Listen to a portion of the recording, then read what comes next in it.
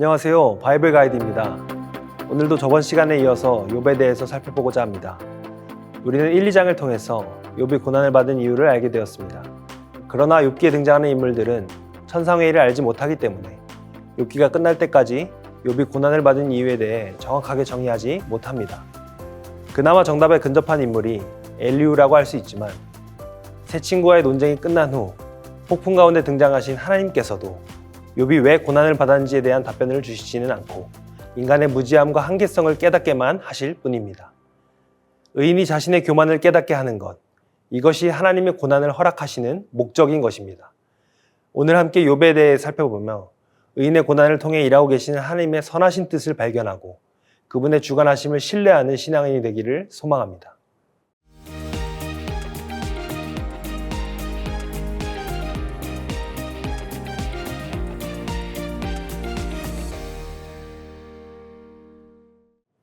욥은 고난 속에서도 그의 온전함을 지켰지만 끝나지 않는 괴로움과 고통, 세 친구들의 잘못된 위로와 공격에 자신의 고난의 이유를 도무지 알 수 없다고 절규합니다. 그리고 하나님 앞에 나아가 자신의 의로움을 증명하기 원하며 심지어 하나님과 재판을 하여 이 모든 일의 잘잘못을 따지고 싶다고까지 말하는 욥의 교만함이 드러납니다. 의인이라 일컫는 모든 사람들의 깊숙한 곳에도 교만이 있습니다. 우리의 의인은 연못과 같아서 잔잔하고 평화로울 때는 맑고 깨끗해 보이지만 누군가가 들어와 연못의 바닥을 뒤집어 놓으면 흙탕물이 되어 버립니다. 그러므로 삶의 의로움이 절정일 때에도 온전할지언정 완전하지는 않습니다. 밑바닥에는 여전히 침전물이 있습니다.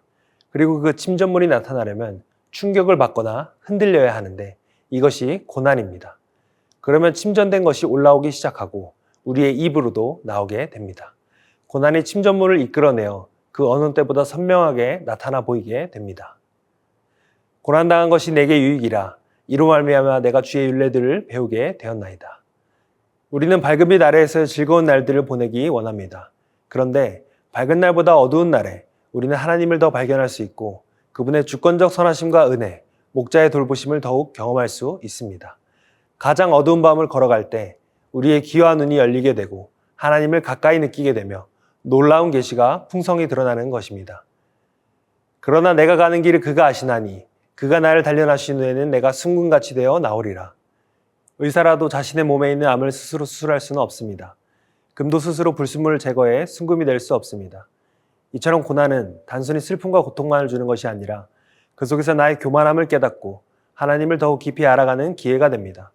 그렇기에 우리는 고난을 허락하신 하나님께 감사하며 더욱 온전한 믿음으로 자라가 하나님께서 영원히 귀히 여기시는 순금과 같은 존재로 하늘나라에 보관될 것입니다. 욥과 친구들의 언쟁이 끝나고 폭풍우가 일어나는데 하나님의 음성이 들려옵니다. 그때 여호와께서 폭풍우 가운데에서 욥에게 말씀하여 이르시되 무지한 말로 생각을 어둡게 하는 자가 누구냐? 하나님은 사람들의 기대와 예측과는 전혀 다른 말씀을 하십니다. 욥은 아직도 고난 중에 아픔 가운데 있는데 하나님은 그를 향해 위로를 건네시지도 내가 왜 너를 그렇게 할 수밖에 없었는지도 설명해 주지 않으십니다. 오히려 욥의 교만함을 나무라십니다. 하나님께서는 그분의 지고한 가치를 증명하실 뿐만 아니라 누구나 갖고 있는 침전물로부터 우리를 깨끗하고 정결해지도록 인도하십니다. 이는 우리 삶에서 남아있는 부패함이 더 끄집어내어져 하나님을 더 선명히 보게 되는 기쁨을 위한 것입니다. 내가 주께 대하여 귀로 듣기만 하였사오나 이제는 눈으로 주를 배움나이다. 그러므로 내가 스스로 거두어드리고 티끌과 제 가운데서 회개하나이다. 자신의 무지함과 교만함을 깨닫고 욥은 회개합니다. 하나님을 적이라고 말하던 것을 뉘우치며 스스로 결백하고 무지하다고 한 자신의 잘못을 시인합니다. 마음이 청결한 자는 복이 있나니 그들이 하나님을 볼 것이며 만약 하나님께서 나에게 있는 더러운 것을 제거하시고자 고난이라는 수술을 하신다면 우리가 그 집도에 불평하지 않을 유일한 이유는 이 고난이라는 수술로 그분을 더 잘 보게 되며 더 잘 알게 될 것이기 때문입니다. 그래서 우리가 정결해지기 원하는 것입니다.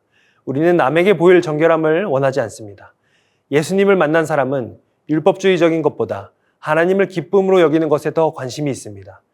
율법을 지켜서 복을 받아 누리는 것보다 하나님 한 분만을 더욱 원하는 것입니다.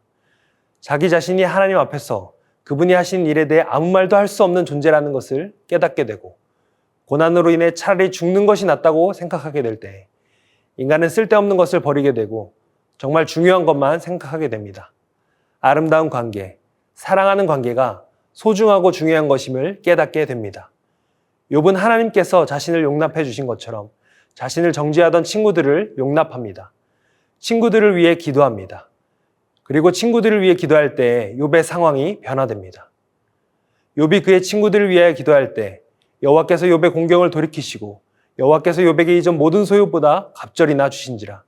이에 그의 모든 형제와 자매와 이전에 알던 이들이 다 와서 그의 집에서 그와 함께 음식을 먹고 여호와께서 그에게 내리신 모든 재앙에 관하여 그를 위하여 슬퍼하며 위로하고 각각 캐시타 하나씩과 금고리 하나씩을 주었더라.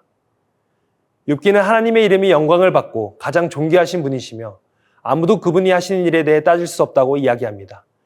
우리는 욥을 통해서 하나님의 의인에게 고난을 주신 이유가 하나님의 영광스러운 가치를 드높이기 위해서임과 고난을 주시는 목적은 의인 안에 있는 교만이라는 침전물을 드러나게 하기 위함임을 알 수 있습니다.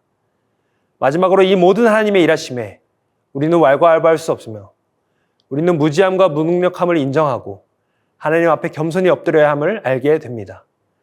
그리고 하나님께서 교만하고 죄된 나를 용납해 주신 것처럼 나를 정죄하는 이웃을 용납하고 사랑하며 기도할 때 하나님께서 기뻐하시며 우리에게 복을 주신다는 것을 알 수 있습니다.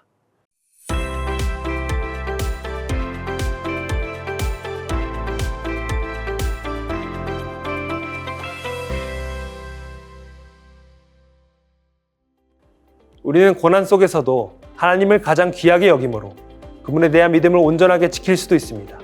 하지만 끝이 없어 보이는 고난과 사람들의 무지한 말들에 분노하여 나의 교만함을 드러내기도 합니다. 그러나 이 모든 것은 하나님께서 허락하신 일이며 선하신 이유와 목적이 있고 그 모든 과정 가운데 하나님의 전적인 주관하심이 있음을 기억하며 어떠한 상황 가운데서도 하나님을 신뢰하고 경외하며 그분의 전적인 주권을 인정하는 우리의 인생이 되기를 바랍니다.